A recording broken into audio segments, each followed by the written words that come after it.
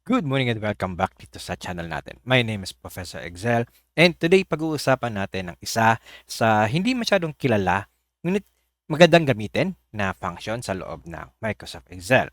Ito ay ang group by. So for example, meron tayo ditong dataset.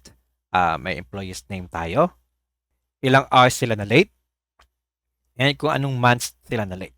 Now maganda naman yung ating dataset kasi wala siyang blank na rows. However, medyo raw pa yung ating dataset at hindi natin siya magamit agad. Now, once tinanongin tayo kung ilang hours ba na late yung mga employees natin, medyo matagal itong isa-isahin. Ayan, si Ayan, 2 plus, hanapin pa natin si Ayan, 0 dito, plus isa 10, equals 12.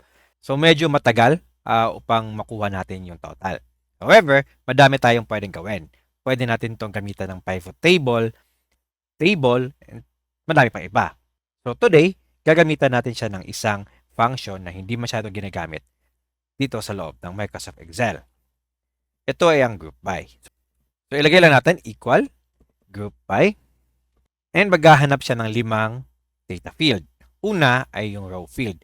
Yung row field ay yung column dito sa dataset natin kung saan gagamitin niya as rows dito sa report na gagawin niya.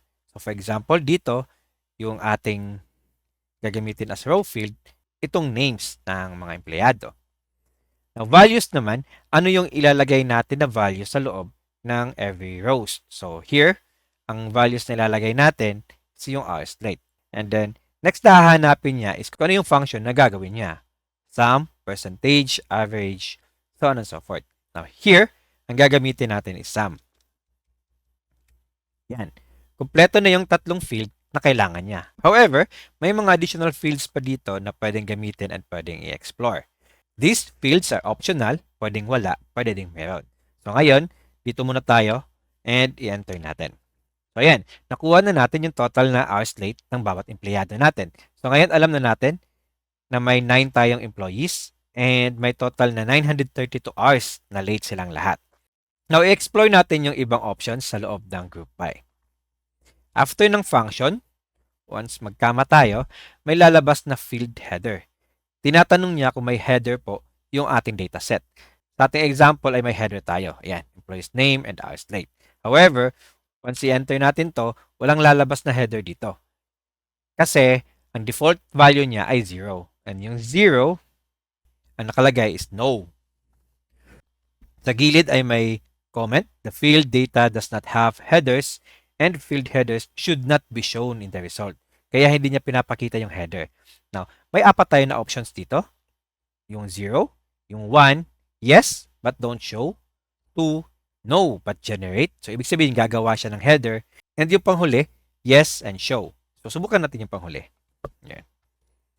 Once i-enter natin to, lalabas na ngayon yung header natin. Now, once magpapalit tayo dito ng header, for example, name, magpapalit din automatic yung header natin dito.